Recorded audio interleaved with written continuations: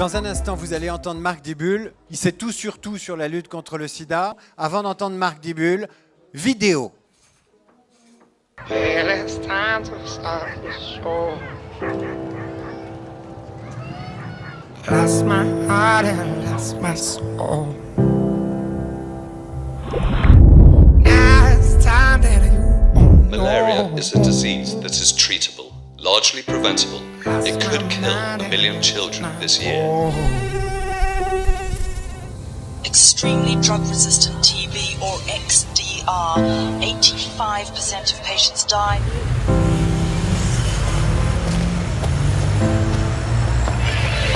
It's my time which makes things burn. Lost in my love is cursed. AIDS today is claiming more lives than the sum total of all wars, famine and floods, and the ravages of such deadly diseases as malaria.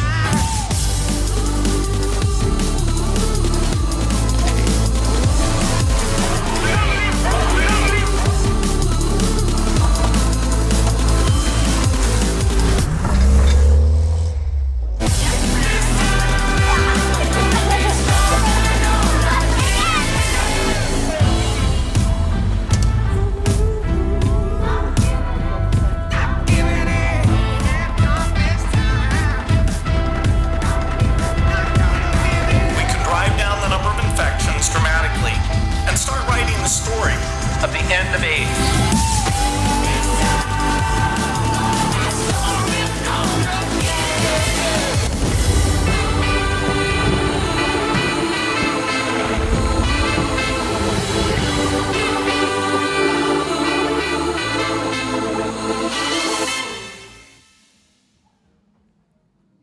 Alors, l'homme que vous allez entendre est directeur exécutif du Fonds mondial de lutte contre le sida, la tuberculose et le paludisme.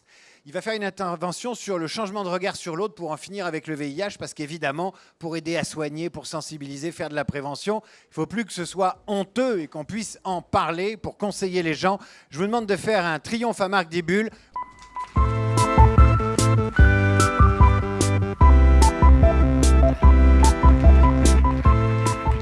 Bonjour, bonjour à tous. Merci à Solidays Sida, Luc et Stéphane. Merci à militants, et bénévoles et partenaires. Mais merci à tous pour votre énergie, pour votre engagement. Merci en France. La France, c'est très important donateur à la Fonds mondial. La France est le premier donateur européen et le deuxième donateur mondial. Cette expression solidarité, cette expression liberté, égalité, fraternité, this expression of solidarity is hugely important in the world today. Your engagement and your energy is hugely important in the world today. The world's a pretty interesting place right now. Massive change on every level. Political, economic, cultural, people and ideas on the move in ways we have never seen before. Unprecedented. And that's incredibly exciting, but it also creates enormous uncertainty and unease. And that's something we need to recognize. And historically, when there's this much change in the world, we can go in two directions. And unfortunately, in the last several months, we've seen some pretty bad directions here in Paris, in Brussels, in Orlando, in Abidjan. My good friend Joe Cox, who was murdered in the UK about 10 days ago. That's an expression of fear in reaction to change. Fear that leads to hate. And historically, when we look inward, and when we look backward, and when fear causes us to do that and we act out of hate, we can destroy a lot, and we have destroyed a lot.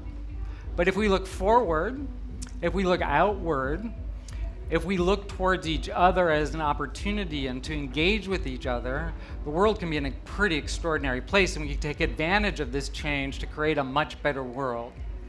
And so at this moment, it is our choice which direction we go. It's your choice which direction we go.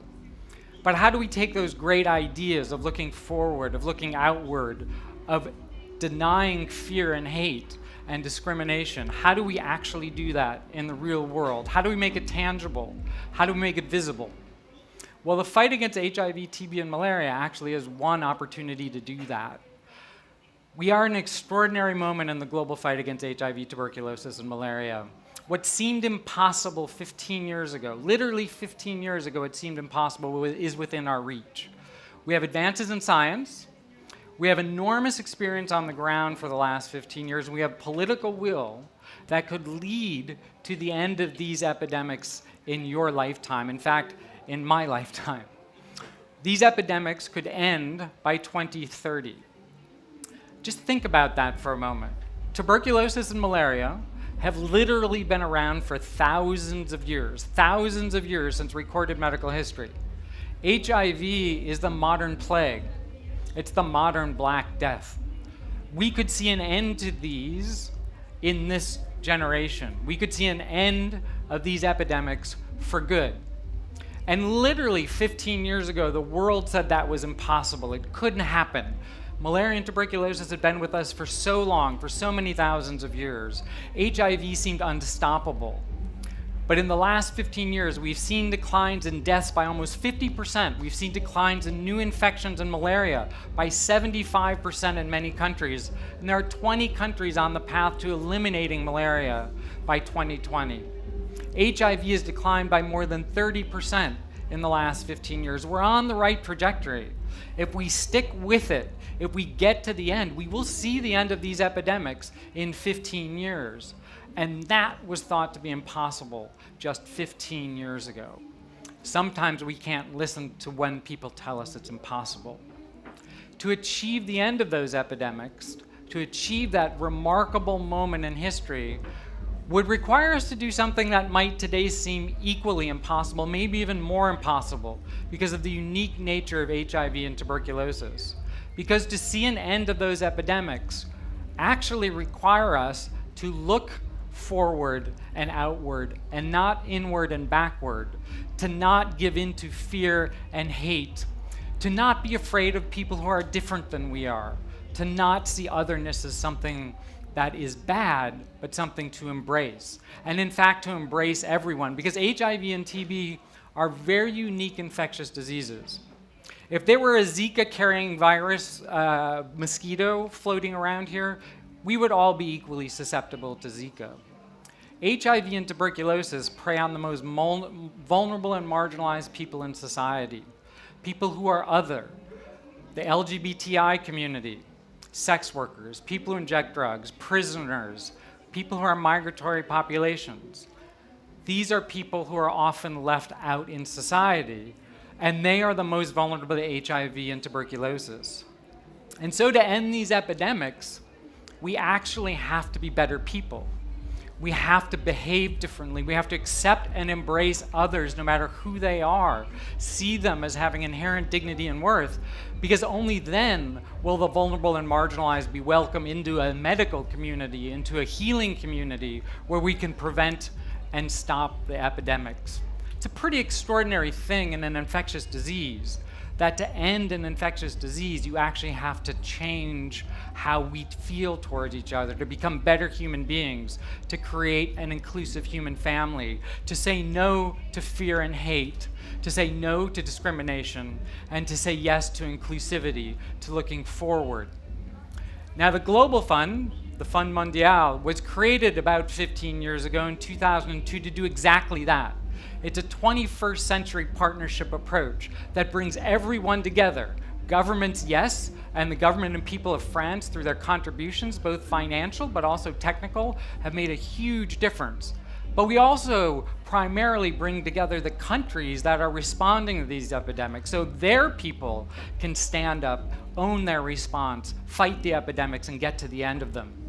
Also brings in civil society, the communities infected by these diseases, so that they can engage, so that everyone can engage, because we understood that government alone will never solve these epidemics or any of our problems. That only by coming together, by overcoming our fear of other people, of other types of people, of other communities, can we end these epidemics.